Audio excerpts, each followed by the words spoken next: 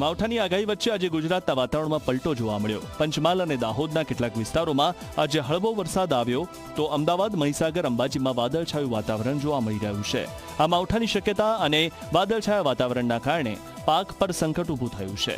પાકમાં રોગ કે જીવાત આવવાની શક્યતા છે, જેને ટાળવા માટે નિષ્ણાતો યોગ્ય પગલાં લેવાની ભલામણ કરી રહ્યા છે। સડો લાગવાની સાથે સાથે કોઈ રોગ લાગવાની શક્યતાઓ રહેલી છે। એટલે કમોસમી વરસાદ અથવા તો માવઠું, અને જો એમાં પણ જો વાદળછાયું વાતાવરણ રહે તો જીવાતનો ઉપદ્રવ થવાની શક્યતાઓ રહેલી છે।